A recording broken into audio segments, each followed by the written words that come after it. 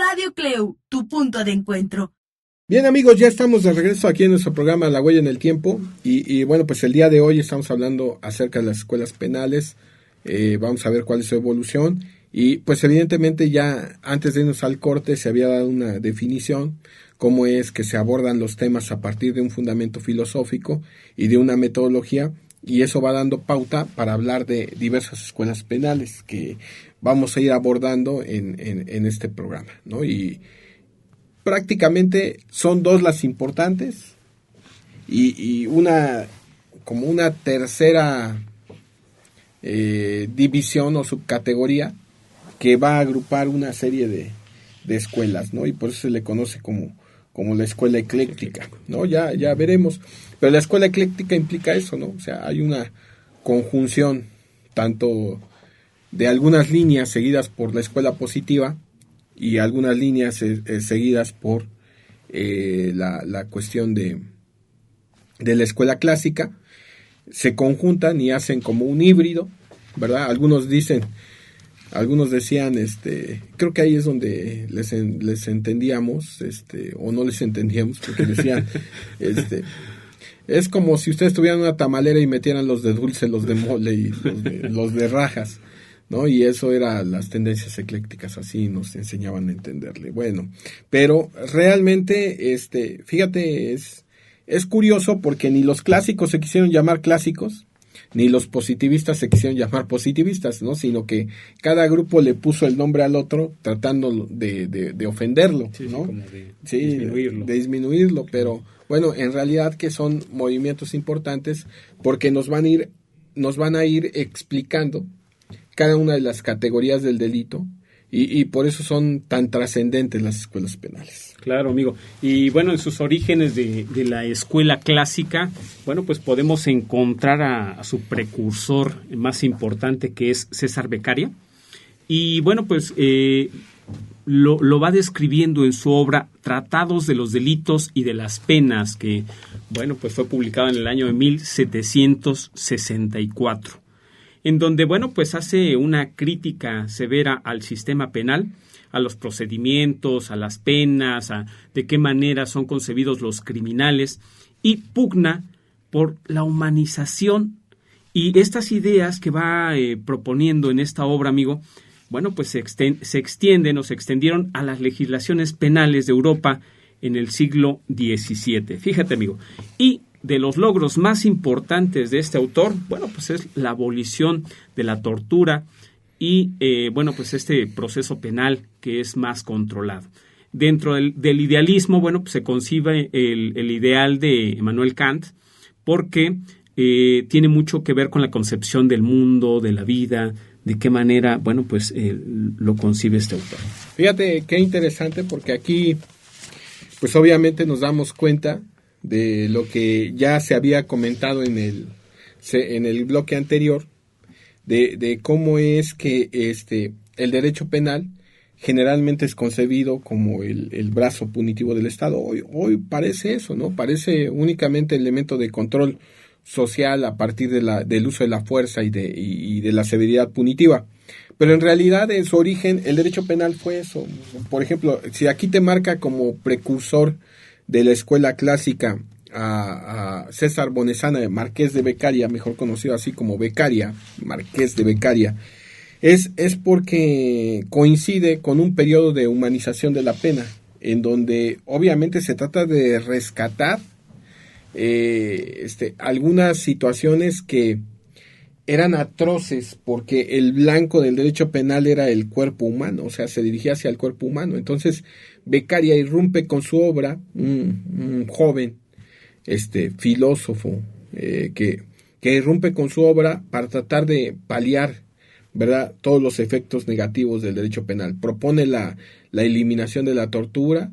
Obviamente también nos dice que para que la sanción pueda funcionar y evitar la reincidencia debe haber certidumbre y rapidez, es decir, que las sanciones se apliquen lo más pronto posible y para que el delincuente o la persona que quiera cometer un delito tenga la certeza de que se le va a sancionar y se cumpla así de alguna manera con la intimidación general que debe suponer la pena, ¿no?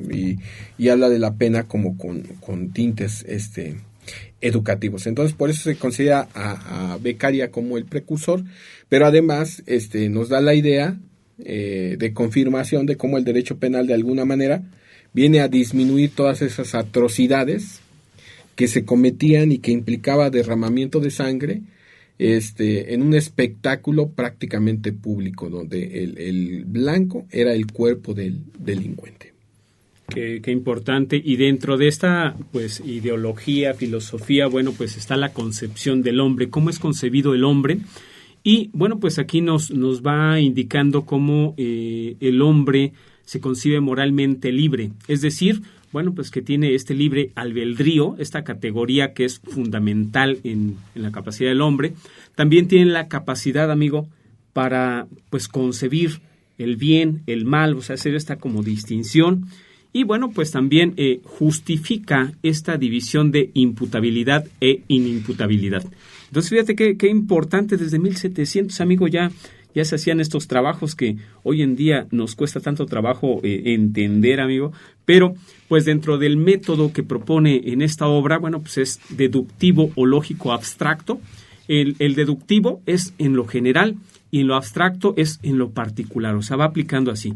Y afirman conceptos claves como son, ya decíamos, lo que es el delito, lo que es la pena, lo que es la responsabilidad, y nos va dando una definición acerca del delito, y nos dice que es una relación entre la ley escrita, que es promulgada por el Estado, y la conducta que es ejecutada por el infractor.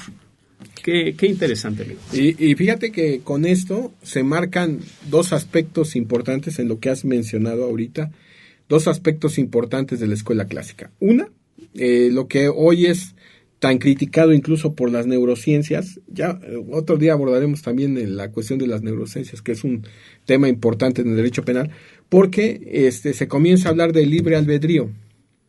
O sea, esa cuestión donde el sujeto puede elegir entre cometer una conducta delictiva o no cometerla.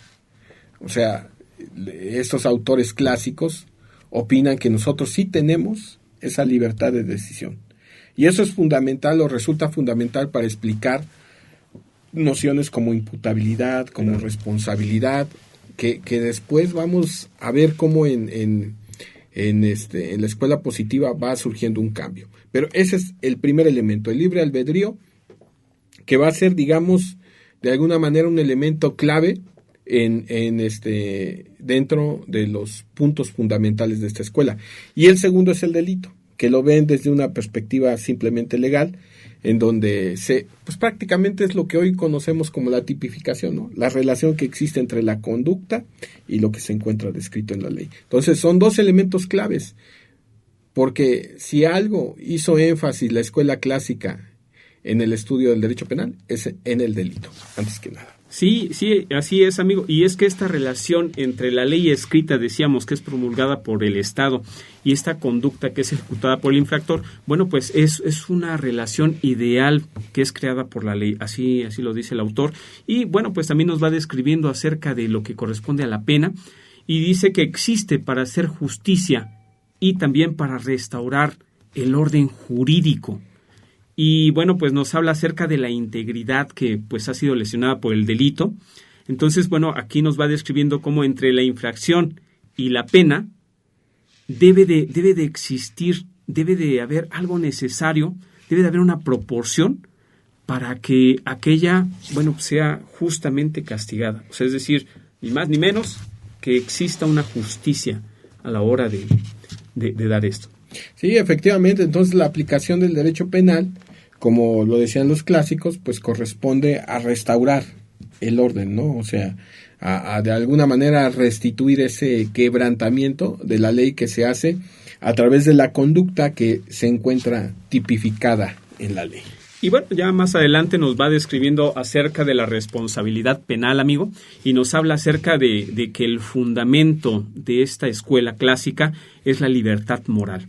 ¿Por qué? Porque, bueno, pues se tiene esta capacidad para optar esto, es comportarse de acuerdo a lo establecido, a lo ordenado, de acuerdo al bien, o bien pues realizar el delito, que es la otra parte, ¿no? Lo que se concibe como el mal.